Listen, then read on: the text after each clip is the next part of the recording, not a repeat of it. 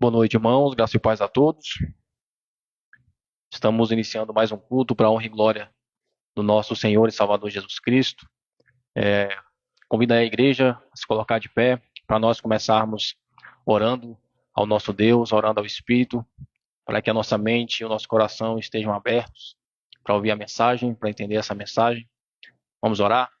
Senhor Pai Santo, Deus Eterno, Todo-Poderoso, estamos aqui mais uma vez diante da Tua igreja, nos reunindo como filhos, nos reunindo como igreja, como membros do corpo de Cristo, para mais uma vez adorar, para mais uma vez aprender mais da Tua palavra, para mais uma vez nos submetermos, Senhor, à Tua autoridade, e que o Teu Espírito Santo, a partir deste momento, ele possa abrir a nossa mente, o nosso coração, possa iluminar os nossos olhos espirituais, e tudo o que for dito aqui, tudo o que for louvado, seja para nos edificar, para nos admoestar, para nos fazer aprender, para moldar o nosso caráter, meu Pai.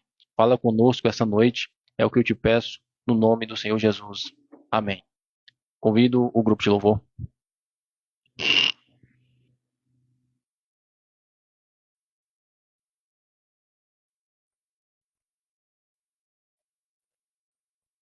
Amém, irmãos, graça e paz. Vamos louvar o Senhor com o hino.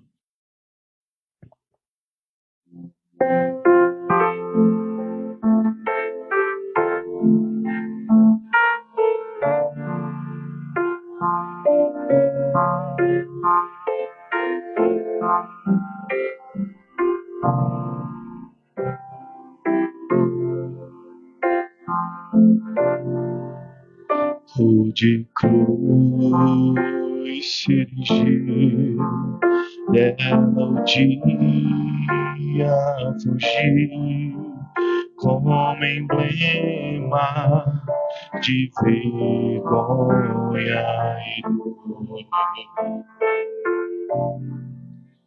Mas contemplo essa cruz, porque nela Jesus deu a vida por mim, pecador. Sim, eu amo a mensagem da cruz. Até morrer, eu a vou proclamar. Levarei também minha cruz, até por uma trocar. Desde a glória dos céus, o Cordeiro de Deus, ao Calvário, humilhante baixou. Essa cruz tem por mim atrativo sem fim, porque nela Jesus me salvou. Sim, eu amo a mensagem da cruz. Até morrer, eu a vou proclamar.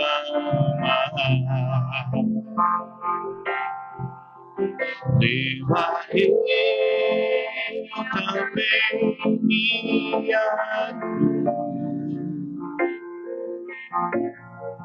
até por uma coroa trocar. Nesta cruz padeceu e por mim já morreu, meu Jesus, para dar-me perdão. Eu me alegro na cruz, dela vem graça e luz para minha santificação. Se eu amo a mensagem da cruz, até morrer eu a vou proclamar.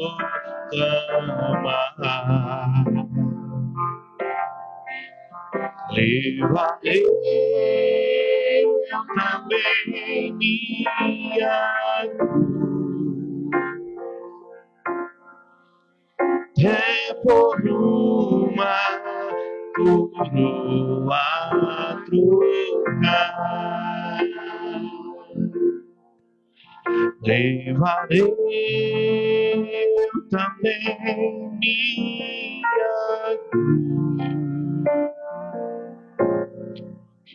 é por uma coroa trocar. Agradecemos a oportunidade.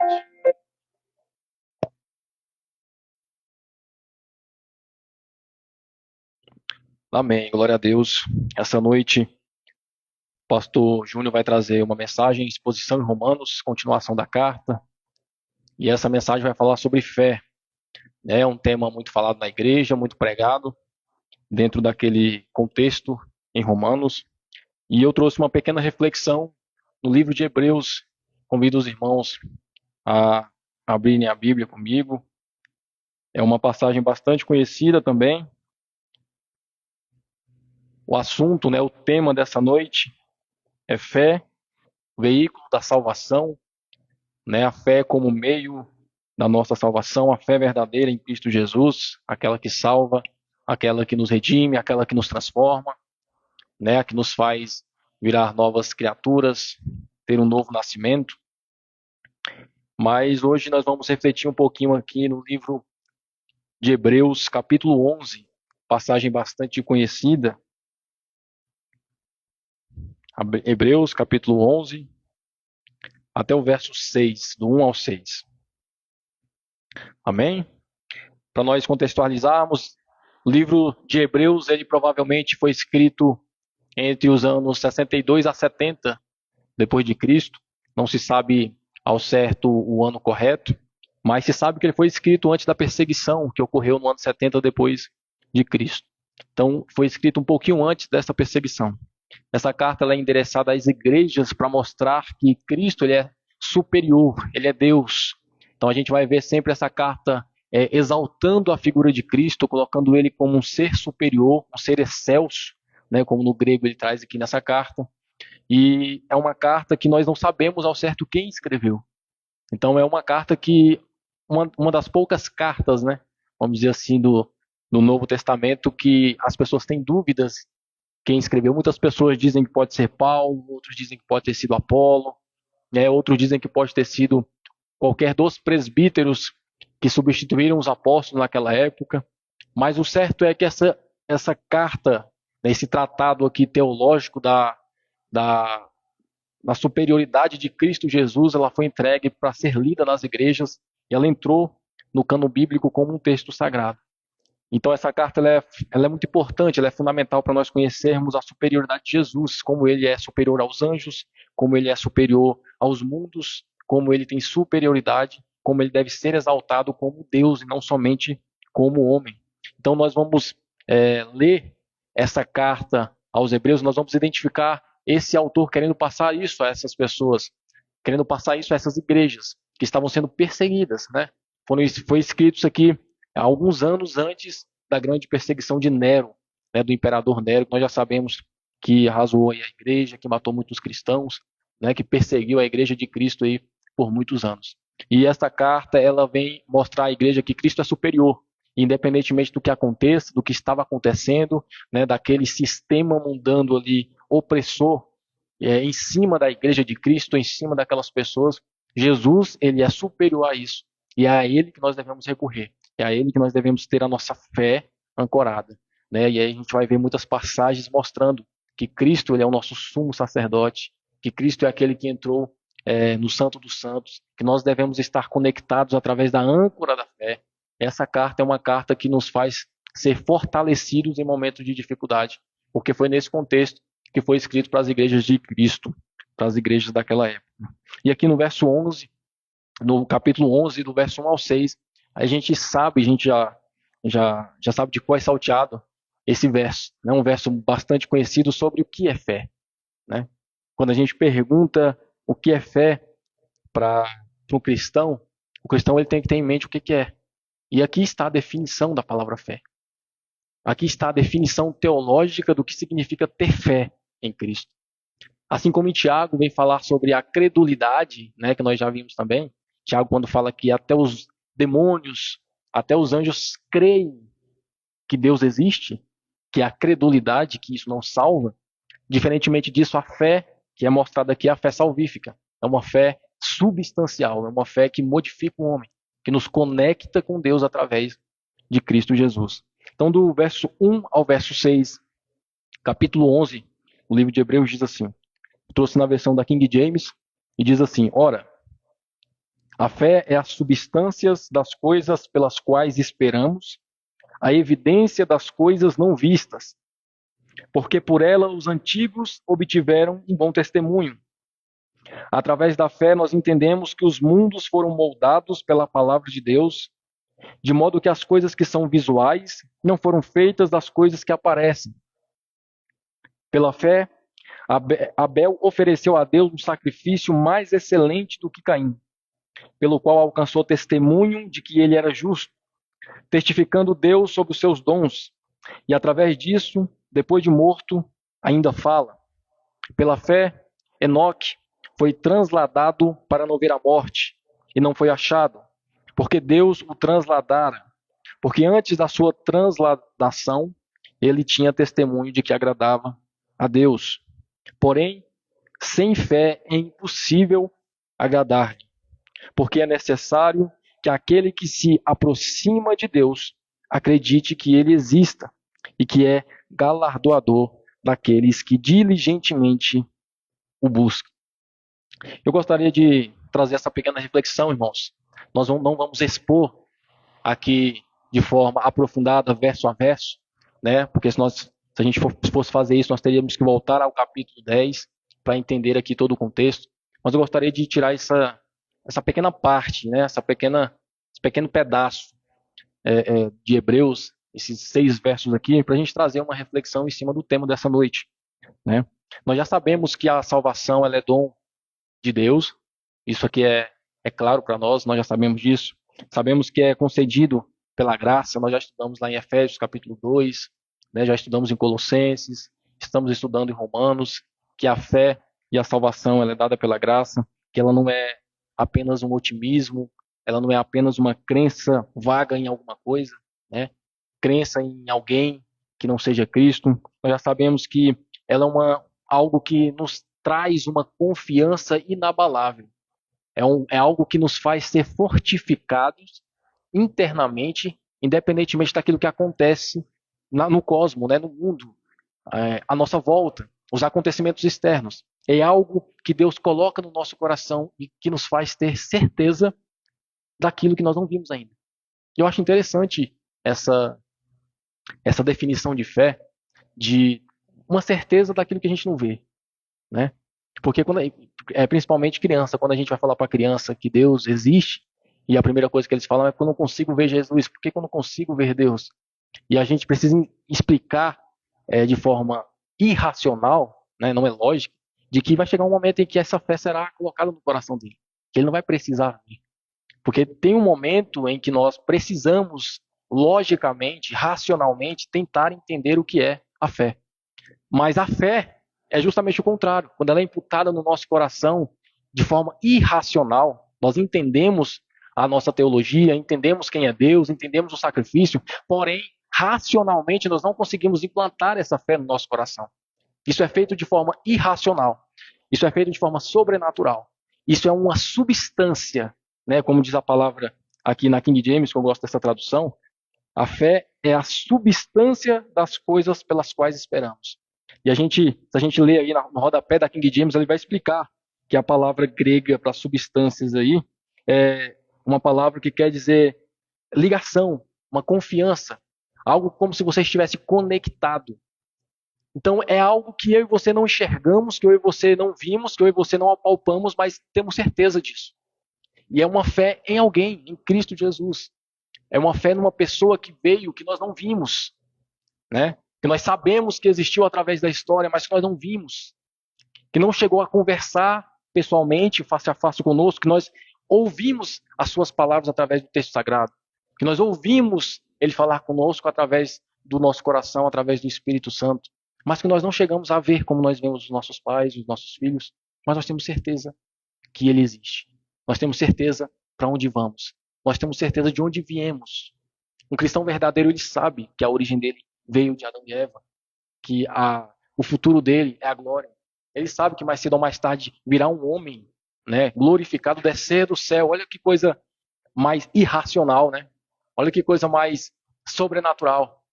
Se a gente fala de forma lógica, parece estranho. Como é que eu tenho certeza de algo assim? Como é que eu tenho convicção de algo assim, se não é uma fé substancial colocada no meio do seu coração?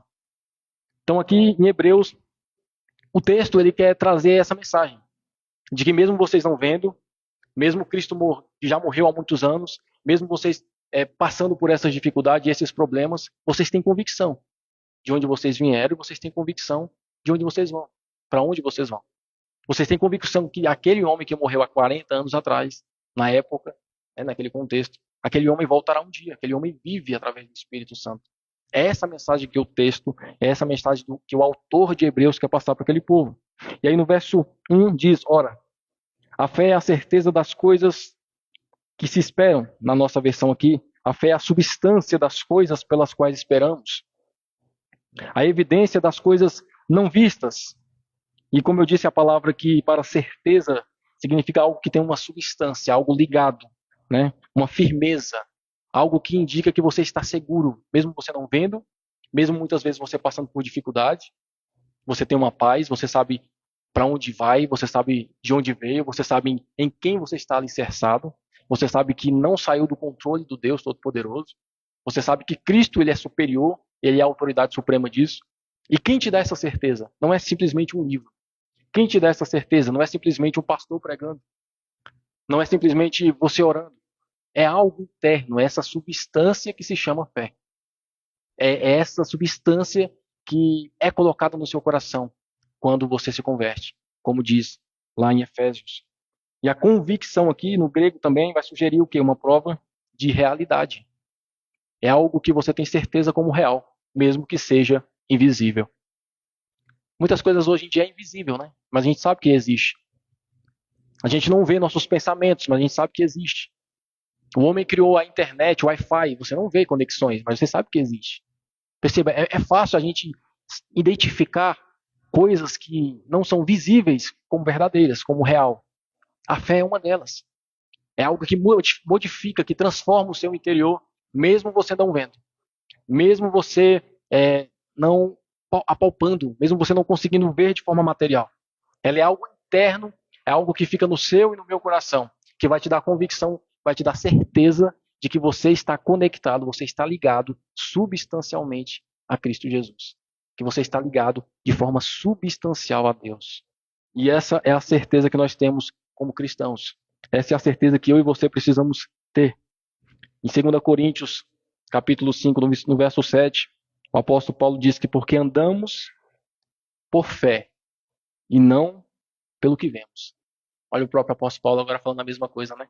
Só que em outras palavras. A nossa vida deve ser moldada, deve ser vivida de acordo com a fé que nós temos. Né? Nos dias de hoje, pela palavra que nós temos. Naqueles dias, pelas instruções dos apóstolos que eram passadas para as igrejas. E não pelo que você vê. Você não deve tomar decisão de acordo com o que você vê. Você não deve ser moldado de acordo com o mundo, de acordo com o contexto, de acordo com aquilo que está sob os seus olhos. Você deve viver por fé. E viver por fé é ter certeza e convicção de algo que ainda não aconteceu totalmente. A sua conversão ela pode até trazer frutos, boas obras, e pode manifestar que você está andando com Cristo. Porém, a gente não consegue enxergar que você é um salvo ainda totalmente. Porque nós só vamos enxergar a partir do momento que nós seremos glorificados. Então a fé espera, a fé aguarda, a fé anseia por algo que vai aparecer e que ainda não existe. É uma certeza que nós temos, de que nós somos de Cristo, estamos com Cristo, porém, nós ainda estamos nesse mundo. E essa fé será concreta, concretizada, quando ele voltar. Esse verso 1 diz exatamente sobre isso. A fé é a substância das coisas pelas quais esperamos. Aqui se trata de esperança. Né? É uma carta de esperança por um momento de dificuldade daquelas igrejas, por um momento de perseguição daquelas igrejas. Então a fé ela é a substância das coisas pelas quais esperamos, a evidência das coisas não vistas. Nós temos certeza que um dia Cristo vai descer do céu com seus milhares e milhares de anjos. Por quê? Porque a palavra do Senhor diz e porque a fé que habita em nós nos dá essa certeza. Porque se não é essa fé que habita em nós, nos dando essa certeza, todas as pessoas que lessem a palavra do Senhor teriam essa certeza. E nós sabemos que não são todos os que leem que creem verdadeiramente em Cristo Jesus. Então a fé ela vem exatamente para autenticar o cristão, para nos fazer ficar fundamentados em Jesus, para nos tranquilizar deste mundo tenebroso. Ela nos dá essa certeza de que nós esperamos algo que nós não enxergamos, mas que irá acontecer pela convicção que eu tenho interna e espiritualmente em Deus. O verso 1 diz exatamente isso. O verso 2 ele vai dizer, pois pela fé, porque por ela os antigos obtiveram um bom testemunho. E os antigos aqui se referem às pessoas do Velho Testamento. Né? Se nós olharmos aí o contexto do livro, vai falar sobre algumas pessoas do Velho Testamento que pela fé, mesmo sem ver, conseguiram a promessa. Assim como Abraão, né? Assim como Isaac, assim como tantos outros servos e servas de Deus naquela época que se moveram por fé, tendo convicção e tendo certeza que a palavra do Senhor ia se cumprir da forma que foi dito. Então a fé dos patriarcas, a fé dos profetas não era promessa genérica, não era algo que eles achavam que poderia acontecer. Eles creram que ia acontecer e obtiveram as promessas. Falharam em algumas vezes, sim, porém no fundo eles tinham a crença daquilo. Sabiam que ia acontecer. Eles conheciam o Deus que o chamava. E essa fé era uma fé de convicção em algo que não aconteceu ainda. Uma terra prometida, um filho que ia nascer, né?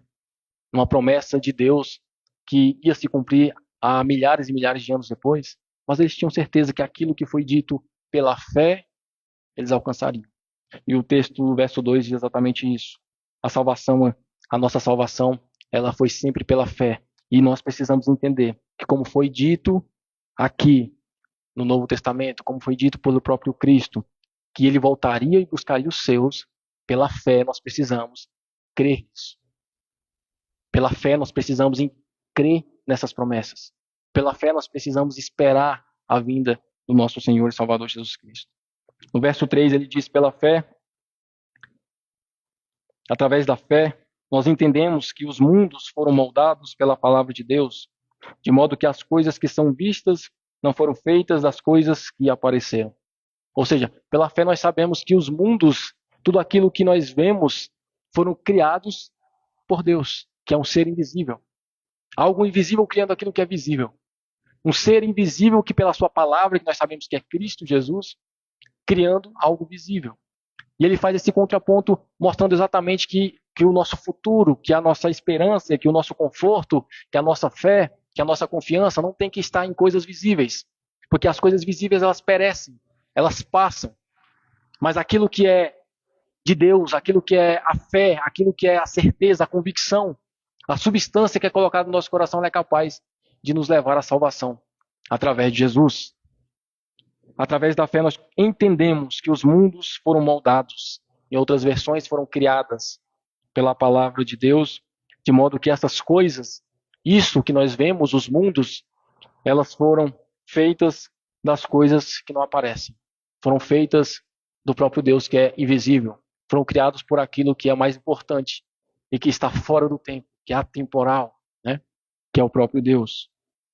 O verso 4 diz: pela fé Abel ofereceu a Deus um sacrifício mais excelente do que Caim, pelo qual alcançou testemunho de que ele era justo, testificando Deus sobre os seus dons, e através disso, depois da morte, ainda fala. Aqui o autor de Hebreus ainda dá dentro desse contexto, de que pela fé os antepassados conseguiram aquilo que almejavam. Aqui ele traz o exemplo de Abel, que ofereceu um sacrifício que foi aceito por Deus, né? E Caim, que ofereceu um sacrifício que não foi aceito por Deus. E quando ele diz aqui que alcançou o testemunho de que ele era justo, se a gente voltar lá em Gênesis, onde tem esse relato, a gente vai entender que aquele que fez o sacrifício de forma correta foi Abel, né? Eles tinham já a orientação de fazer da forma que agradava a Deus. E que não foi uma escolha de Deus arbitrária, de escolher um e deixar o outro, mas foi porque Caim não trouxe aquilo que foi orientado a trazer. E por isso Abel foi chamado de justo. E por isso que quando Abel morre e Deus chega para Caim e fala que o sangue do seu irmão ainda fala, né? É dizendo que o justo, as pessoas que morrem, dentro desse contexto, as pessoas que morrem, elas não morrem para sempre. Existe vida após a morte. As pessoas que morrem, elas têm continuidade, né? Aqui o texto está dizendo exatamente isso. Quando ele fala, testificando Deus sobre os seus dons, e através disso, depois de morto, ele ainda fala. Ele ainda fala como? Porque as suas obras mostram que ele foi um homem justo. As suas obras mostram que o sacrifício dele foi aceito. As obras de Abel mostram que ele obedeceu a Deus. Por quê? Pela fé, pela palavra, pela obediência. O contexto aqui é o mesmo. Está falando sobre fé e obediência neste mundo. Está falando sobre a fé, a certeza daquilo que ele não viu e a recompensa que ele terá. A esperança de aguardar aquilo que vai acontecer. Esse é o verso 4.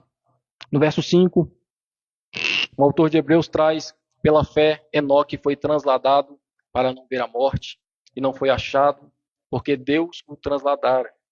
Porque antes de sua transladação, ele tinha testemunhos de que agradara a Deus. Aqui é mais um personagem do Velho Testamento.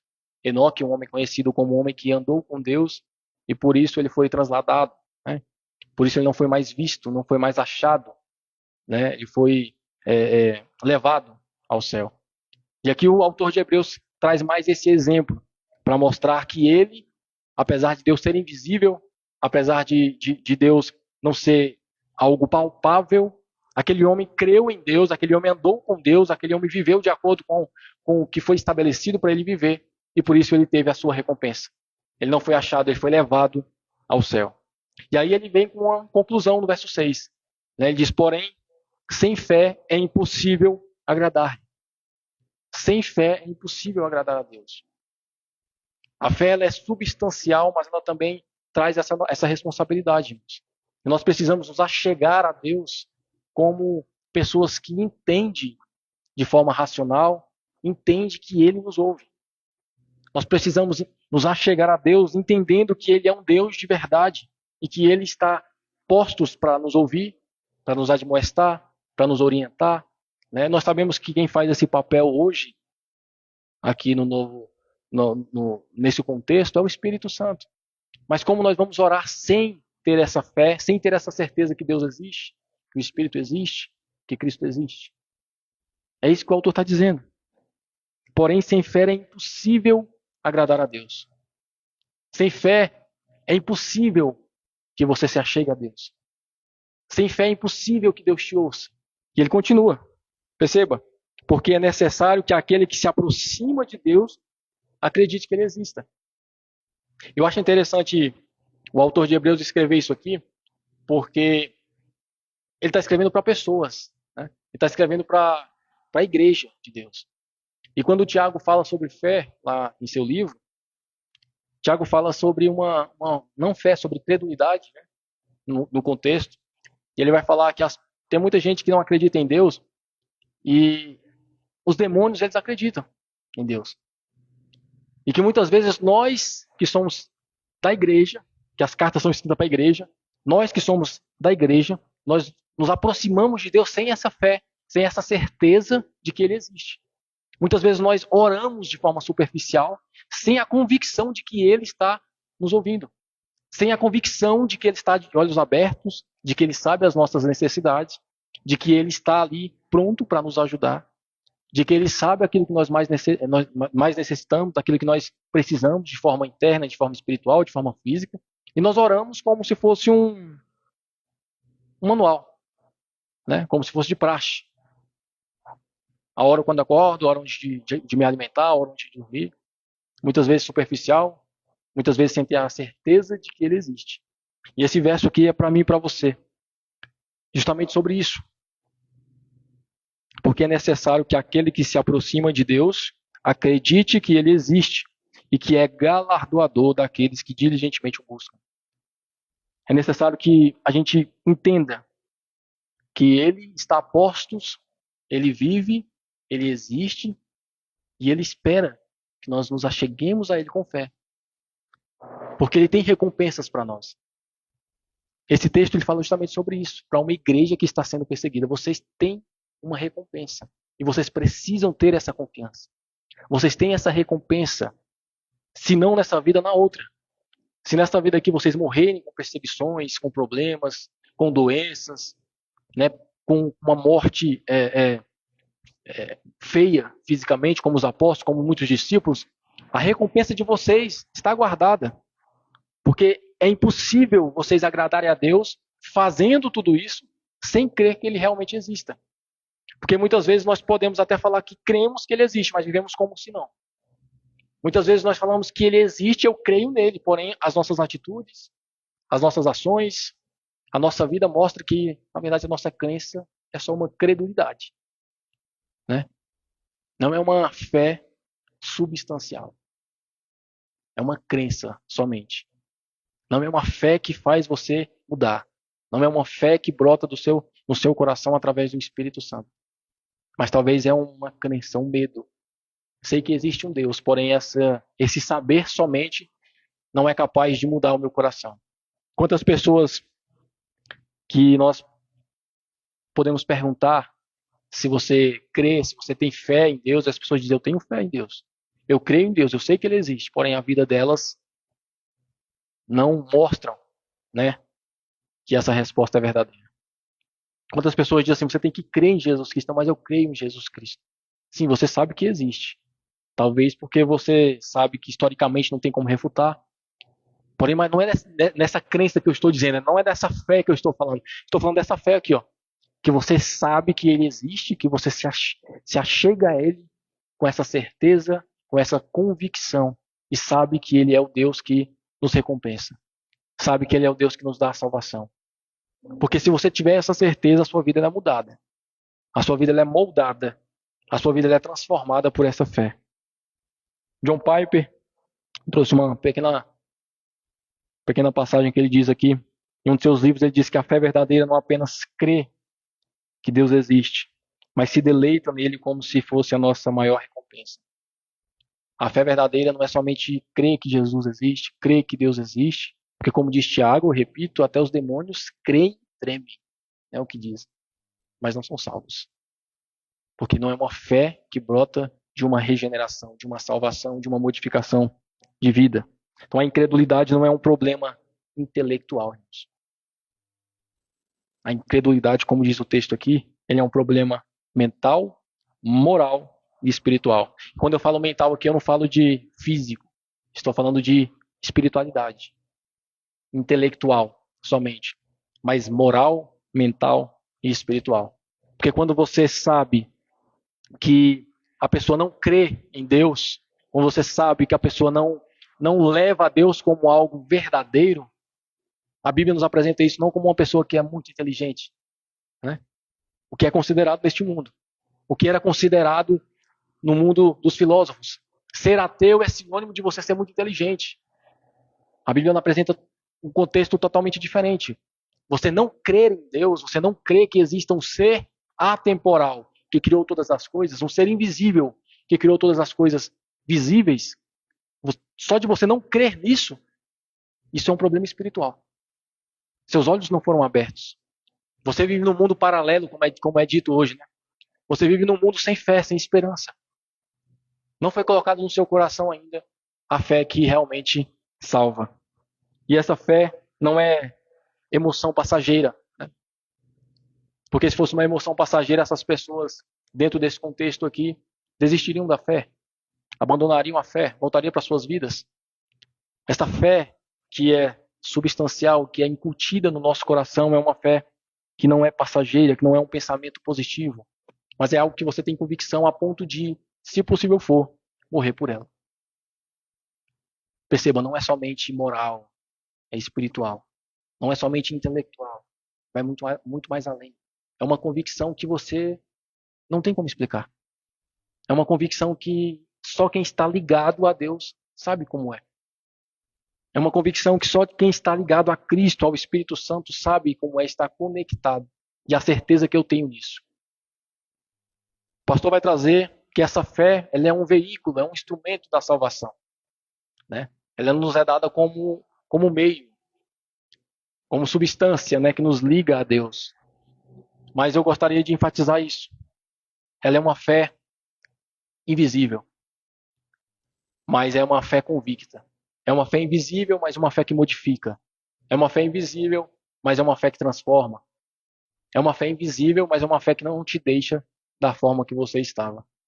E que muitas vezes é negligenciada por crendices, por credulidade, e acaba nos fazendo levar essa vida de mornidão espiritual, acaba nos fazendo levar essa vida dizendo que tem fé, mas esta fé não nos modificando. E aí essa fé não é verdadeira. Amém? Gostaria de agradecer a oportunidade, gostaria de convidar o grupo de louvor e logo em seguida pedir para o nosso irmão Frank estar orando pelo eleitor da noite.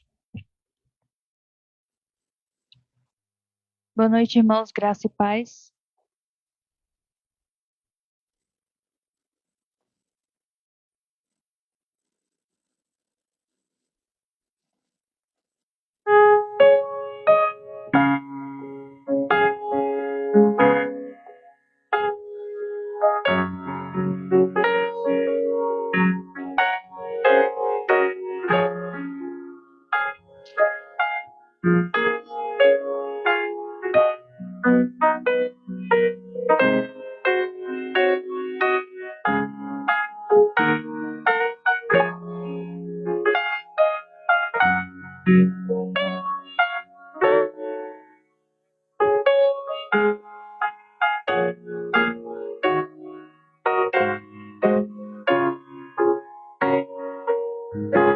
Deus enviou seu filho amado para perdoar, para me salvar, na cruz morrer por meus pecados, mas ressurgiu e vivo com o Pai está. Porque Ele vive,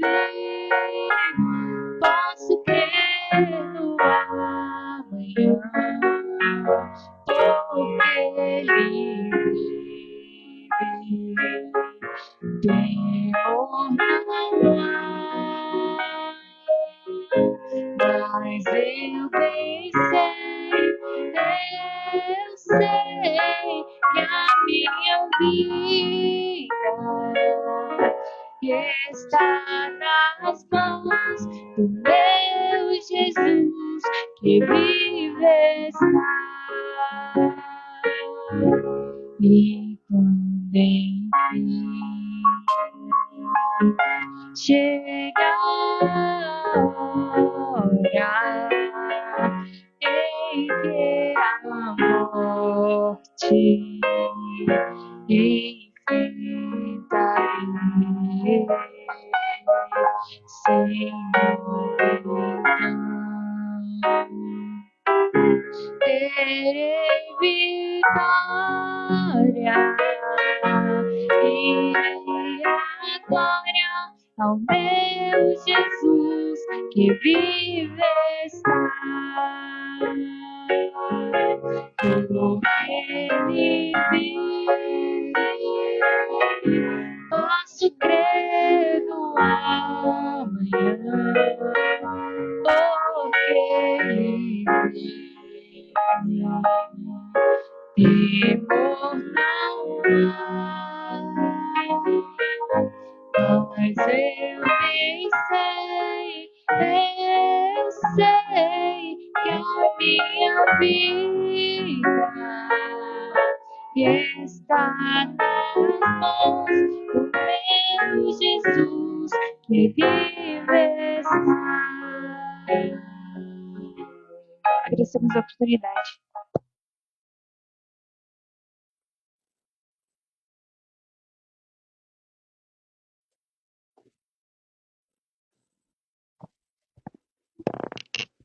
Graças e paz, igreja. Vamos ficar de pé, vamos orar pelo preletor dessa noite, pastor Júnior. Amém. Senhor, nosso Deus, nosso Pai, queremos te agradecer, ó Deus, por este momento em que seremos ministrados através da tua palavra. A tua palavra é lâmpada para os nossos pés, é luz para os nossos caminhos. Por isso nós te pedimos, ó Deus, que o Senhor venha abrir o nosso entendimento, que o Senhor venha nos auxiliar, ó Pai, na compreensão da tua palavra, para que nós possamos seguir firmes nos teus caminhos, sendo fiéis aos teus decretos, e assim, ó Deus, crescer na tua presença, em espírito e em verdade. Nós queremos também, ó Deus, colocar na tua presença de maneira especial a vida do pastor Júnior, que vai trazer agora a tua palavra. Nós te pedimos, ó Deus, que o Senhor continue abençoando a vida dele, que o Senhor continue capacitando, que o Senhor continue usando a vida dele para trazer as verdades da tua palavra ao teu povo. Nós te agradecemos por tudo que o Senhor tem feito em nossas vidas, e é no nome do teu Filho Jesus que nós oramos, em nome de Jesus. Amém.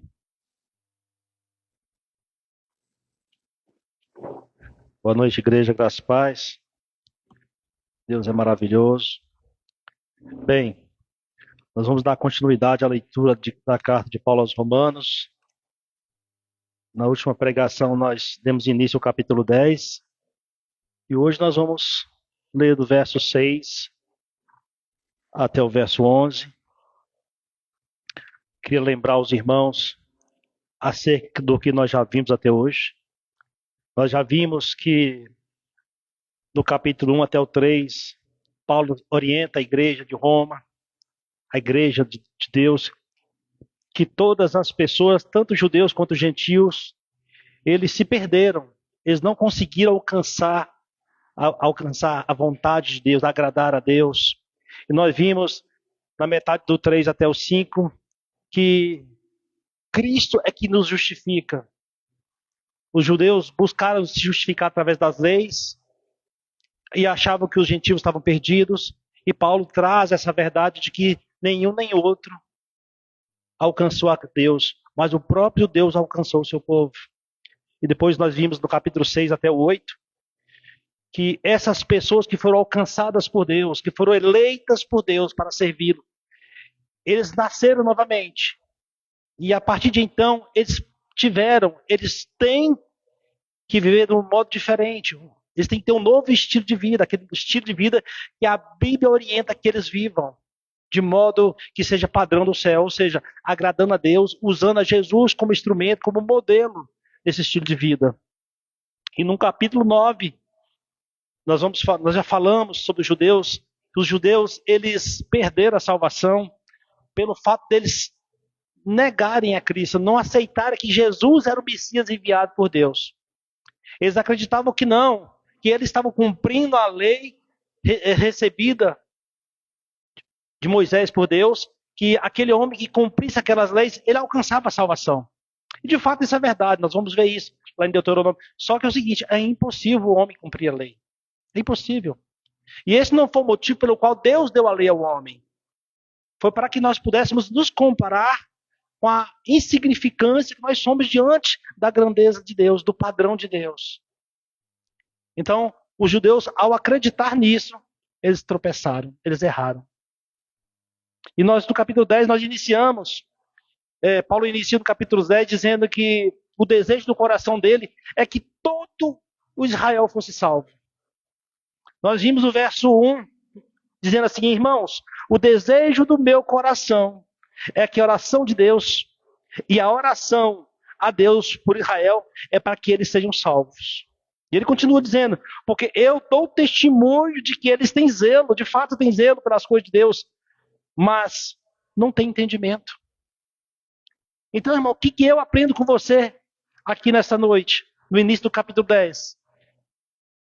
Que o povo judeu, eles tinham cuidado com as coisas de Deus, eles tinham zelo em guardar a lei. Mas primeiro, a lei não foi dada com esse objetivo, nós já estudamos aqui. A lei foi dada para mostrar a nossa insignificância, a nossa pequenez diante de tão alto padrão para alcançar o céu. E Paulo se sentia triste, abatido, por perceber que irmãos dele, que o povo judeu não tinham entendido isso, que a lei não era para salvá-los, a lei era para comparar o estilo de vida que o homem alcança e que Deus proporciona. E ele continua no verso 3. Porque ignorando a justiça de Deus e procurando estabelecer a sua própria justiça, não se sujeitaram à justiça de Deus. E qual é a justiça de Deus? Deus estabeleceu o próprio meio pelo qual ele alcança o seu povo. Ou seja, qual o meio que Deus escolheu para salvar os seus? Através de Jesus, morto lá na cruz e ressuscitado. Essa foi a forma que Deus escolheu, não através da lei. Onde é que Israel pecou, irmão? Onde é que muitos de nós pecamos? Achar que nós podemos fazer algo para alcançar Deus. Nós não conseguimos nos esforçar suficientemente para alcançar a lei. Porque a lei vai dizer que se nós tropeçarmos em uma pequena letra sequer da letra de Deus, da lei, nós erramos em todas. E não existiu esse homem capaz de alcançar esse padrão, salvo o nosso Senhor, Jesus Cristo. Que ele nasceu santo, ele cumpriu toda a lei, porque ele veio para isso. Ele foi um homem que foi enviado por Deus, ou seja, é o próprio Deus encarnado em pele de homem para cumprir esse propósito. E ele foi capacitado para isso, irmãos. Nós temos que compreender que Jesus, sim, de fato, era um homem, mas também ele era Deus. Isso é incompreensível ao olhar humano. Se nós falarmos com uma pessoa que não tem compreensão da palavra de Deus, eles vão achar que nós estamos loucos. E se nós, de fato, não tivéssemos nascido de novo, nós concordaríamos com isso. Porque, de fato, é uma loucura. Porque a Bíblia vai dizer que nem o céu, nem o universo cabe Deus. Deus é um ser supremo. Ele diz para Moisés, lá no Monte Sinai, que ele é. Diga para o povo que eu sou, te enviou. Deus é tão poderoso, irmãos, que ninguém consegue qualificá-lo. Não tem palavras para enquadrar o tamanho de Deus. Quando diz que ele fez o céu, as estrelas e todos os astros, todos os seres visíveis e invisíveis, que ser é esse, irmãos? Nós temos que crer que ele enviou o seu próprio filho para nos salvar. E a Bíblia diz que quem quer conhecer a Deus já o vê na pessoa de Jesus. Não foi isso que Jesus disse? Como você pede para ver a Deus, até hoje você não percebeu que eu estou contigo? Então, irmãos, se nós cremos que Jesus veio como justificação de Deus para nos salvar, ele que morreu na cruz, no entanto, ele ressuscitou e está aqui nesse momento. Se nós cremos nisso, nós estamos a caminho da salvação. Porque somente aquelas pessoas que foram regeneradas, que nasceram novamente, tiveram suas mentes mudadas, podem crer na loucura do Evangelho. Porque é de fato uma loucura. Porque não existiu homem nenhum que fosse ressuscitado até hoje e vivesse eternamente. Nem Lázaro. Lázaro ele foi ressuscitado por Jesus, mas ele morreu novamente. Que na Bíblia não diz que é uma morte, né? É um sono profundo. Então nós temos que crer, irmãos. Esteja onde estivermos, que Jesus ele é o próprio Deus e está aqui esta noite. E a palavra que nós lemos aqui, semanalmente, nas quintas e aos domingos, é a palavra de Deus proclamada para a sua igreja, para orientar a sua igreja, para ensinar a sua igreja, para divertir a sua igreja, para exortar e animar a sua igreja, para que a sua igreja esteja alimentada espiritualmente, para que ela tenha força para aguentar até o dia que ele vier. E ele está vindo. E a Bíblia vai dizer também, irmão, que há tempo para todas as coisas. Nós sabemos disso no mundo, nós conhecemos que há tempo para tudo nesse mundo. O pastor bem disse que Jesus veio e as pessoas têm que desenvolver uma fé para crer nisso. Nós temos que acreditar nisso. Porque sem fé nós não conseguimos alcançar a Deus. Por quê? Porque Deus é Espírito. Deus está muito acima da nossa compreensão e, portanto, a ferramenta, o meio, o veículo pelo qual nós conseguimos alcançar isso através da fé. É acreditar naquilo que nós não estamos vendo, mas temos a certeza de que isso é verdade. Como, por exemplo, num casamento. Quando um homem e uma mulher se unem, eles fazem votos de compromisso, fazem votos de amor, juras, de fidelidade. E para isso, eles colocam um anel no seu dedo, uma aliança, um símbolo desse compromisso. Tanto faz o homem e a mulher, estando perto ou não um do outro, estando trabalhando ou longe de casa. Eles têm a certeza de que aquelas pessoas estão honrando a ele naquele casamento. Porque eles fizeram uma aliança. Eles não estão vendo, mas eles creem nesta aliança. Assim devemos ser a igreja com Deus. Nós temos que crer que Deus fez uma aliança com o seu povo. Essa aliança aos nossos olhos é invisível, mas ela existe, ela é real. Assim como é real que Deus está aqui esta noite. Assim como é real, onde você estiver ali, Ele está. Assim como Davi disse, eu não posso me esconder de Ti, Senhor, nem no mais alto céu, nem na maior profundeza. Em todo lugar o Senhor está. É desse Deus que nós estamos falando. É essa fé que nós precisamos desenvolver. Vocês lembram os episódios do Velho Testamento, do Evangelho, do Novo Testamento? Todas as vezes que Jesus fazia um milagre, seja curando um cego, um leproso, a mulher em fluxo de sangue, qual que era a primeira pergunta de Jesus? Não duvidando da sua capacidade, porque ele sabia quem ele era. Você tem fé que eu posso fazer isso? Essa era a pergunta de Jesus. Você acredita que eu posso fazer isso? Você tem fé? E quantas vezes nós ouvimos o relato? Sim, eu creio. Eu creio que você é o Filho de Deus. Assim como Jesus disse para Pedro, quem revela essas coisas para o seu povo é o próprio Deus, irmão. É loucura para o homem natural, é loucura. Mas nós que recebemos essa revelação, nós temos que viver por ela, pela fé. E assim eu vou entrar no capítulo 10, no verso 6 até o 11. E diz assim no verso 6, mas a justiça que é pela fé diz assim, não digas em teu coração quem subirá ao céu, isto é, para trazer a Cristo, ou quem descerá ao abismo, isto é, para fazer Cristo subir entre mortos, mas aqui diz, a palavra está junto de ti, na tua boca e no teu coração. Esta é a palavra que nos é pregada, que nós pregamos. Se confessardes com a tua boca o Senhor Jesus e creres em teu coração que Deus o ressuscitou dentre os mortos, tu serás salvo.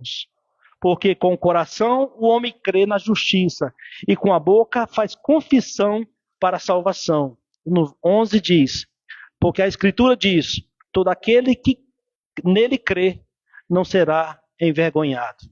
Ou confundido em algumas versões. Amém?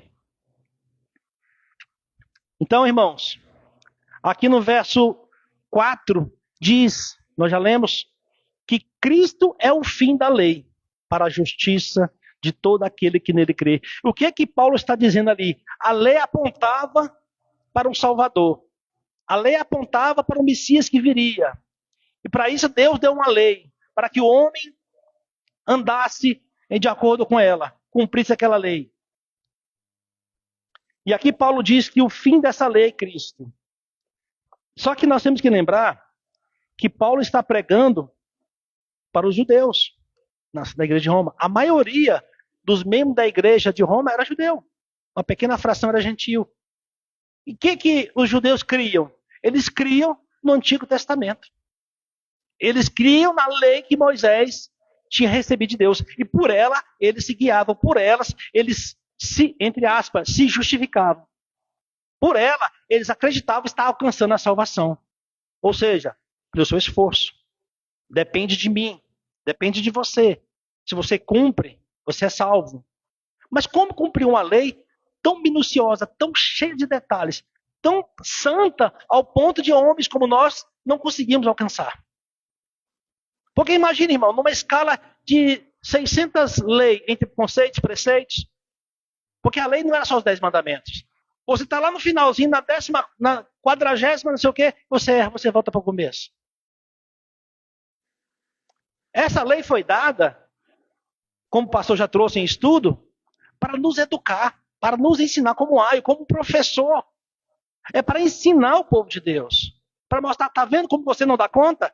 Está vendo? Esse aqui é o padrão do céu. Vocês não conseguem. Por isso que Paulo diz, todo mundo se perdeu, porque ninguém consegue agradar a Deus. Todos pecaram.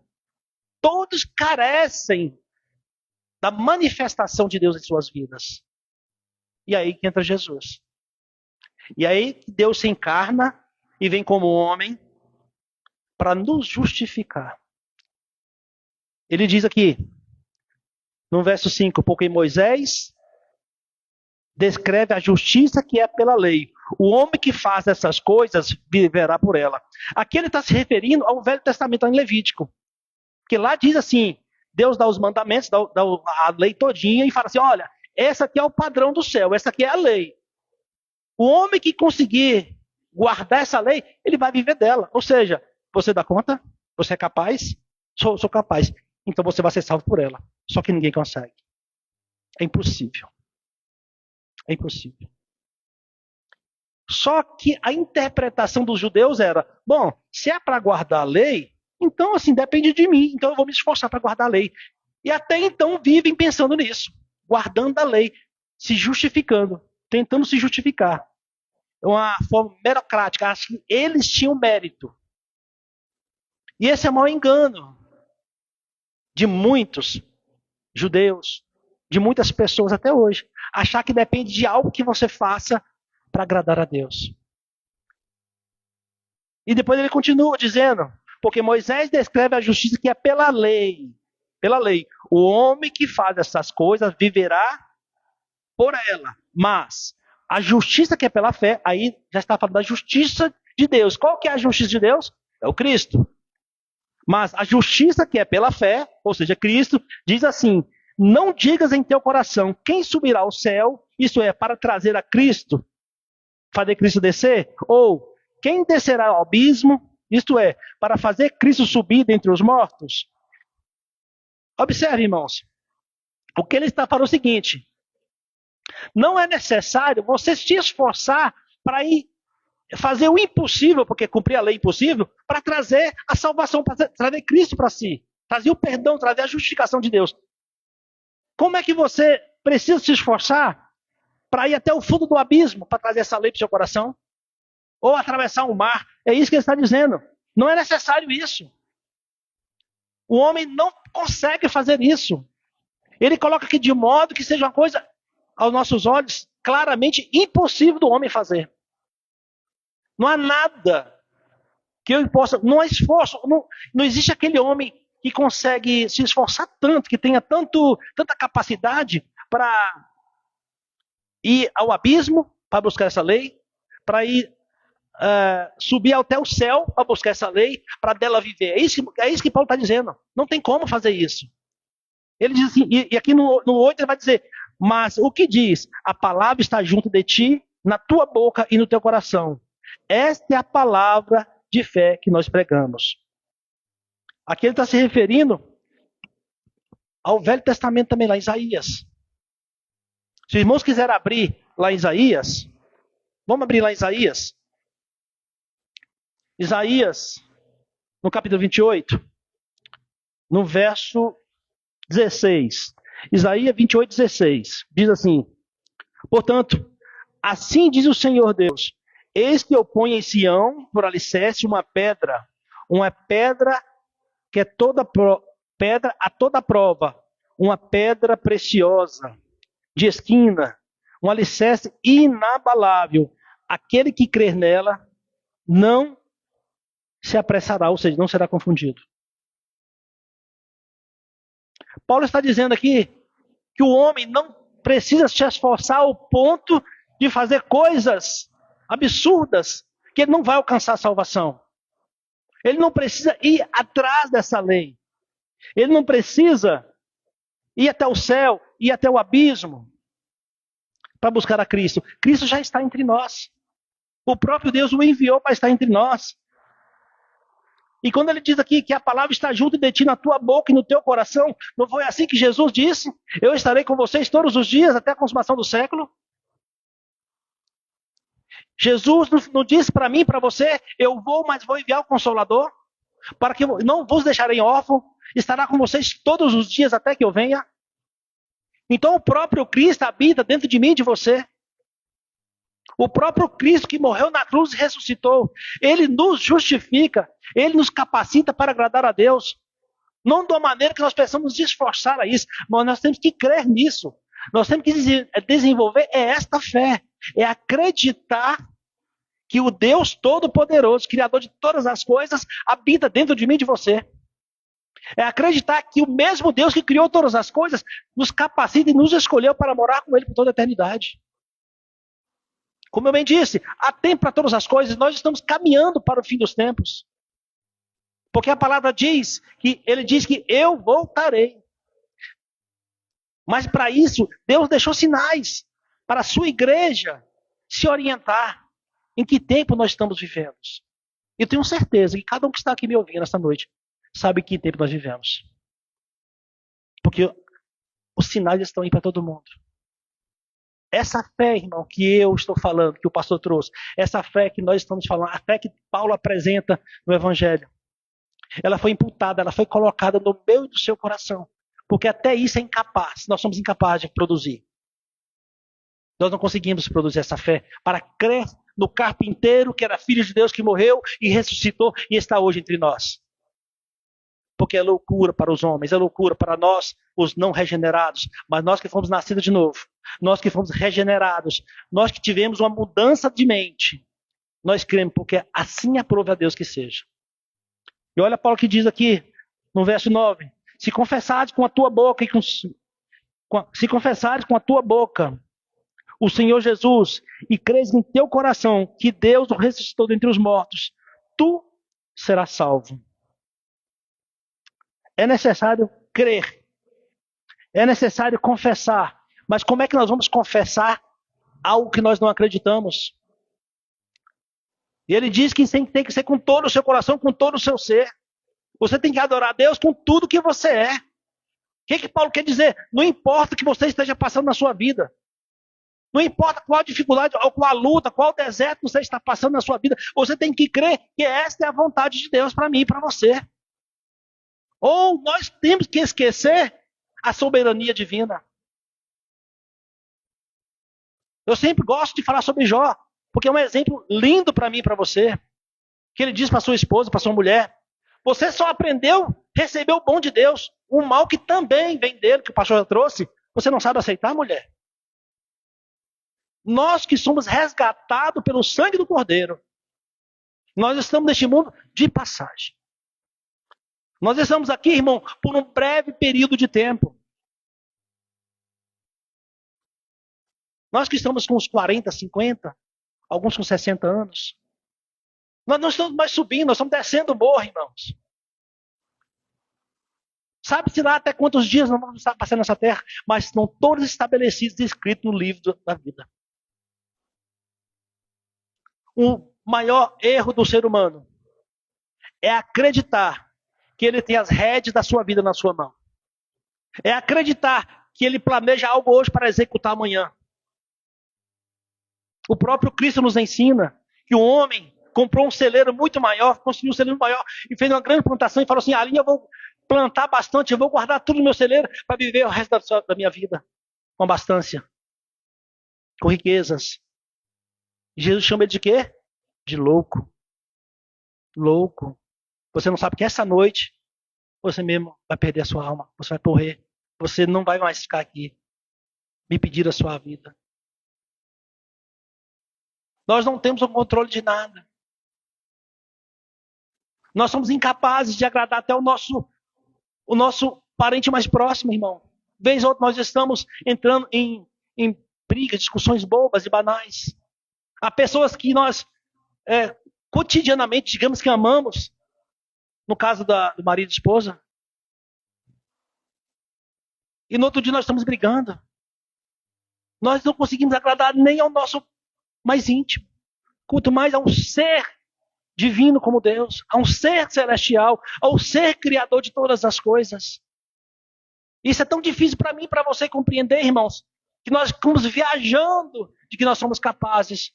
Nós somos tão pequenos, irmãos, tão pequenos, que se você for imaginar que o homem conseguiu fazer, por exemplo, que o pastor trouxe aqui, um celular, uma linha de telefone que você consegue imediatamente, instantaneamente, falar com qualquer pessoa hoje, nos nossos dias, uma pessoa que esteja em qualquer lugar do mundo hoje. Nós sabemos que existe celular, que existe uma linha invisível que alcança essa pessoa, um sinal remoto, invisível. Nós cremos nisso, porque nós estamos pegando a nossa mão e estamos executando. Mas nós temos dificuldade de entender que Deus está aqui hoje.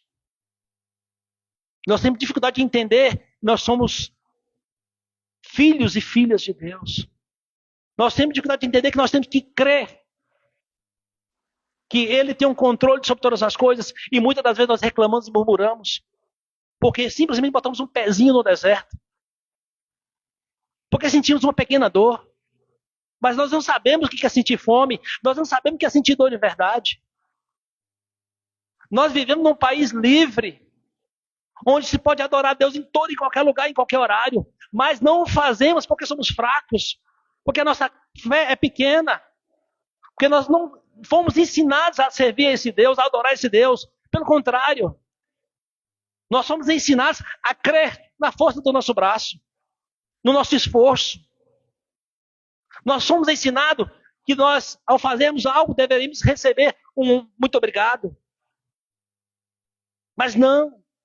Quantos de nós já se ajoelhou e falou: Senhor, muito obrigado por tudo que o Senhor faz por mim até hoje, por ter me tirado da morte eterna, daquela vida miserável que eu vivia. Esse é o convite da Bíblia para mim e para você. Não vivamos, irmãos, pela força do nosso braço, mas pela fé no que Deus, Jesus fez e está fazendo por mim e por você. É isso que Paulo está trazendo para mim e para você agora. Se nós confessarmos na nossa boca, ou seja, nós temos que nos manifestar, não nos acovardarmos na hora da luta. Você se lembra quando vocês eram mais jovens? E eu me ponho em primeiro lugar. Quantas vezes, irmãos, nós tínhamos vergonha de falar de Jesus? Quantas vezes nós tínhamos vergonha de andar com a Bíblia debaixo do braço? De falar que éramos crentes? Ou estávamos no meio de uma conversinha fiada, cheia de besteira, de corrigir aquelas pessoas. Pelo contrário, nós entrávamos na conversa. Olha como nós somos fracos. Nós conhecemos a verdade, irmãos. A igreja de Deus hoje conhece a verdade. Nós temos que viver uma vida separada, santa, separada do sistema do mundo. Mas nós não. Nós negamos a Cristo quantas vezes? Quantas vezes? E hoje ainda, Jesus, quando estava falando a verdade para algumas pessoas, as pessoas o rejeitavam e ainda o agrediam fisicamente também, verbalmente também, mas nós não aceitamos isso. Nós não baixamos a cabeça. Porque nós achamos que nós temos o controle, nós temos força para conseguir reverter a situação. Será que Jesus não tinha força para resistir àquela situação, para reverter a situação? Ele disse para Pilatos: sim, eu tenho poder, você está aqui porque meu pai te botou para cumprir esse propósito. Mas qual é o propósito que eu e você viemos cumprir essa noite aqui? Na igreja. Esta noite aqui na igreja, não foi adorá-lo? Não foi declarar que Ele é nosso Senhor? Que Ele tem um controle absoluto sobre nossas vidas, sobre nossos pensamentos, sobre nossa família? Nós temos que crer que Jesus foi nosso substituto na cruz. Ele já pagou o preço. Nós já fomos comprados e no mundo espiritual que não é paralelo a esse mundo, não é paralelo, ele faz parte do nosso cotidiano. O mundo virtual, espiritual, ele existe, não paralelamente ao nosso, mas neste mundo que vivemos. Enquanto eu estou falando com vocês, irmão, nessa noite, o Senhor também nos ouve. Os anjos também nos ouvem. Por quê, pastor? Porque você é especial? Não. Porque a palavra dele disse isso. E a palavra dele é verdadeira. Eu creio na palavra de Deus. E estarei convosco todos os dias. Até a consumação do século. Nós temos que crer. Nós temos que desenvolver essa fé. Como é que a Bíblia nos orienta, então, pastor, a desenvolver essa fé? É ouvindo a palavra de Deus. É meditando na palavra de Deus. É congregando, é convivendo com pessoas que professam da mesma fé. Se você vive no meio em que as pessoas não professam a mesma fé que isso, não creia em Deus, não creia em Jesus, não demonstra ser nascido de novo. Irmãos, observe onde você está. Jesus nos tirou do pecado. Ele nos pegou no pecado lá, sacudiu a sujeira, nos colocou para perto dele mesmo. E tem cuidado de nós como filhos. Quer um amor maior do que esse? Qual de nós somos capazes de perdoar uma traição? Eu estou falando agora de casamento, que é mais duro. Qual de nós somos capazes? Jesus foi capaz. Qual de nós é capaz de perdoar um cuspe na cara? Qual de nós? Qual de nós somos capazes de perdoar uma traição de alguém tão íntimo, tão próximo? Um dos seus. Qual de nós é capaz de sujeitar a passar o que ele passou, a sofrer o que ele sofreu, crendo, tendo fé de que nós somos presentes dele para Deus, de Deus para ele? Qual de nós somos capazes de abrir mão da nossa vontade cotidianamente? Esse é o convite dessa noite. Porque com o coração o homem crê para a justiça e com a boca faz confissão para a salvação. Com a boca você vai dizer que o seu coração está cheio. Se o seu coração está cheio de Deus, você só vai falar das coisas de Deus. Você simplesmente vai externar o que está dentro de você. É o Espírito Santo habitando dentro de você, coexistindo com o seu espírito, te dando força, capacidade para resistir no dia mal, para perdoar aquele que te ofendeu, para amar aquele que te magoou, para reconhecer Jesus como Senhor e Salvador. Essa é a fé necessária para o que nós viemos alcançar os céus. Não por boca, mas de coração, com todo o ser, com força, com a maior força da sua alma.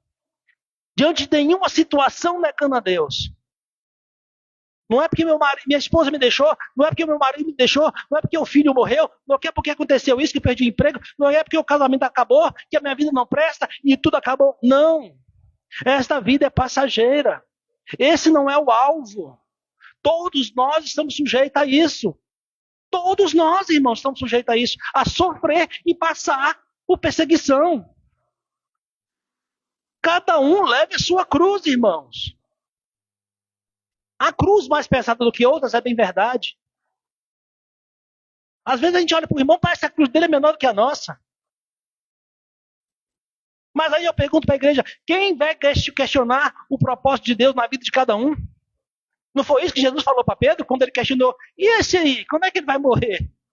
Pedro, não é da sua conta, Pedro. Você vai morrer assim. Esse é comigo. Não cabe a você interferir, Pedro.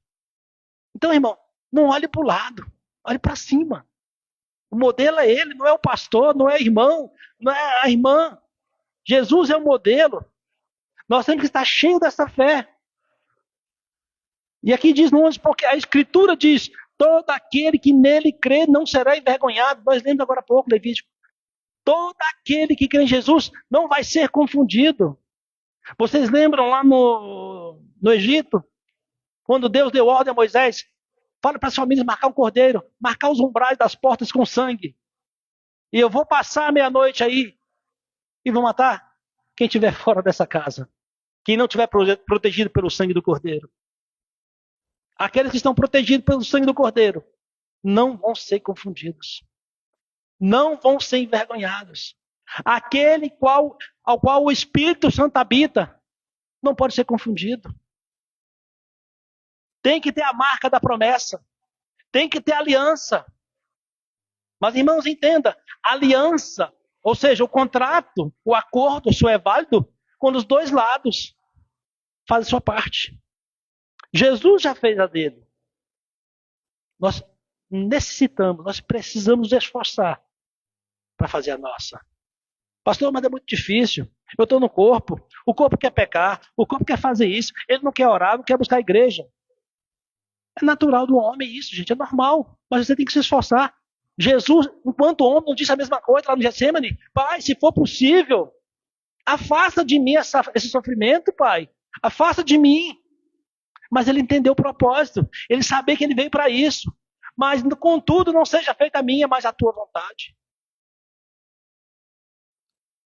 Quando nós estivermos passando dificuldade, adversidade, essa deve ser a nossa fala. A minha vontade é essa. Contudo, Senhor, seja feita a tua vontade.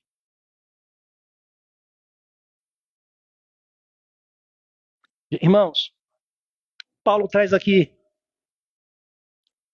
2 aspectos. O homem, no caso aqui simbolizado mostrado pelos judeus, por Paulo, que acreditavam, criam nisso, que viviam pela fé, pela justiça, pela lei. Dependia deles. E depois ele diz que não. Você não consegue fazer tanto esforço. Você não consegue ir até o céu para buscar lei, para buscar Cristo. Não, você não consegue. Isso é impossível para você. Você tem que crer porque ele está no seu coração. Ele já foi enviado por Deus. Ele já está entre nós. Ele já fez o que deveria fazer. Já morreu na cruz. Para o seu povo. Interessante, irmãos, que quando nós começamos a debater em cima dessa soberania de Deus, dessa fé inabalável que o cristão tem que ter e entender, muitas das vezes nós questionamos a nós mesmos. Por que então, até nós estudamos já no estudo passado, por que então que Deus reclama? Por que então que Deus insiste tanto na pregação para que as pessoas abram os olhos? Irmãos, a pregação, o evangelho foi feito para o povo de Deus. Toda nação, toda língua, toda raça. Mas isso não significa que são as pessoas de todos os mundos. O evangelho é pregado para todo o mundo. E nesse todo mundo aí, o remanescente de Deus, ele será salvo. Lá em Israel, existe o povo de Deus. Aquelas pessoas que são israelitas de fato, nascidas em Israel, mas que creem em Jesus Cristo, esse é o Israel de Deus. E tem israelitas lá que vão morrer crendo na lei. Nós não temos que acreditar que porque é judeu que é salvo. Nós já falamos sobre isso. Jesus disse, não é porque é filho de Abraão que é descendente de Davi. É por isso que aqui diz, no verso 9, nós temos que ter no nosso coração e confessar com a nossa boca que Cristo é o Senhor, que Ele que nos salva, não depende de mim e de você. Não há nada que eu e você possa fazer para alcançar esse favor de Deus, irmãos. Isso já está consumado. Ele falou, Pai, está consumado, das tuas mãos eu entrego o meu espírito. Agora cabe à igreja crer. Por que a igreja hoje não faz sinais e maravilhas? Porque não crê? Porque o povo está morno? Porque Jesus não faz mais milagre? Porque ele morreu e está lá no céu, não está mais entre nós? A nossa fé que é pequena, irmãos. A nossa fé que é pequena. Isso não é culpa minha nem sua, irmão. Nós somos uma raça caída. Nós herdamos isso. Mas é culpa minha e sua não nos esforçarmos para compreender as verdades de Deus. Porque nós temos que crescer no conhecimento e na fé. Para alcançar o favor de Deus. Eu quero encerrar aqui. Só vou ler o 12 para a gente encerrar. Deus é maravilhoso. Porque não há diferença entre judeus e grego. Pois o mesmo Senhor de todos é rico para com todos os que o invocam. Porque não há diferença entre uma gente nem outra. Pois só existe um Deus, só um Senhor. E Ele é rico para com todos aqueles que invocam. Todos aqueles que foram chamados e invocam o nome do Senhor, o Senhor responde. Porque eles foram justificados pelo sangue do Cordeiro. Se você crê nisso, que você foi justificado pelo sangue de Jesus, e você busca viver dessa forma e não tem força, peça a Deus, ore a Deus, Senhor, abra meu coração, me dê compreensão da tua palavra, aumenta a minha fé, Senhor Deus, para que eu possa viver de acordo com a tua escritura, de acordo com a tua palavra, sabendo e tendo a certeza que não depende de mim, que sou apenas um instrumento nas tuas mãos, que o Senhor venha me usar, Senhor Deus, para alcançar almas, para ser um evangelista, para ser um proclamador do evangelho, porque eu sei que eu sou apenas um instrumento pelo qual o Senhor fala. E o Senhor que capacita tanto o que fala quanto o que ouve. E a glória é tua, do início ao fim. Amém, irmãos? Eu agradeço a Deus pela oportunidade. Convido a equipe de louvor para adorar o Senhor. Em nome de Jesus.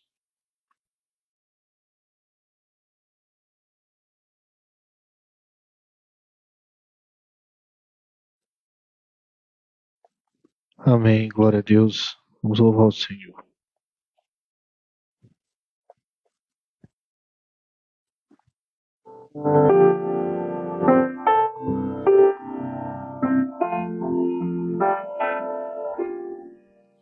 Em fervente oração, veio teu coração na presença de Deus derramar,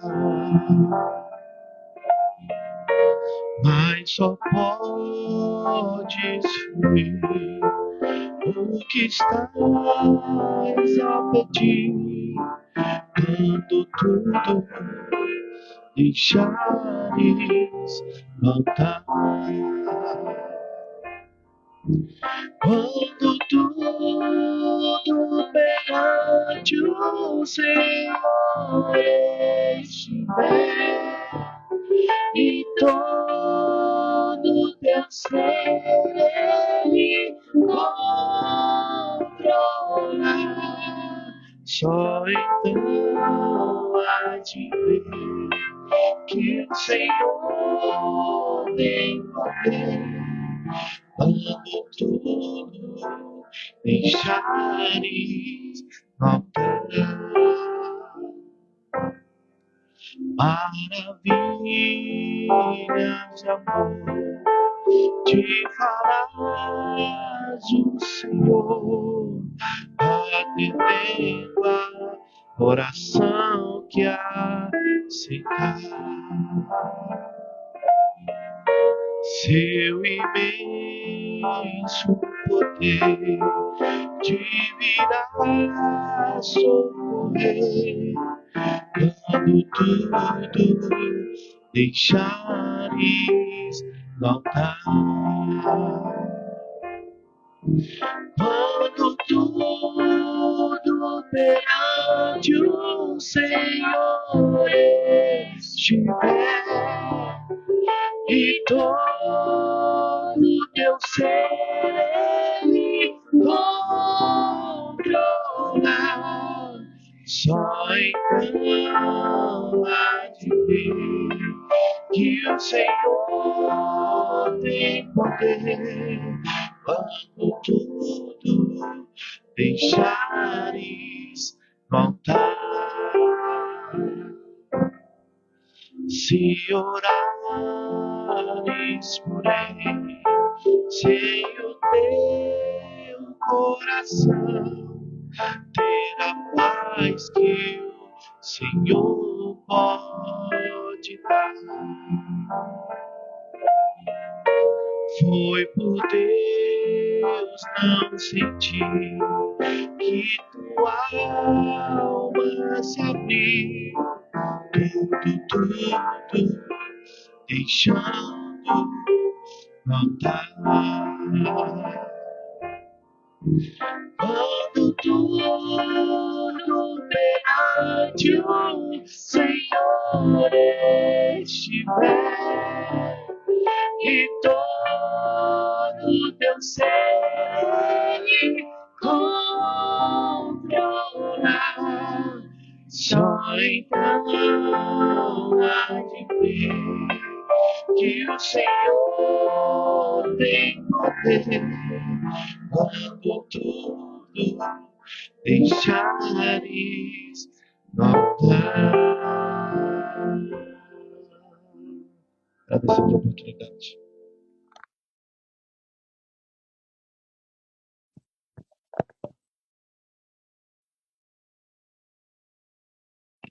Amém. Glória a Deus. Palavra abençoada.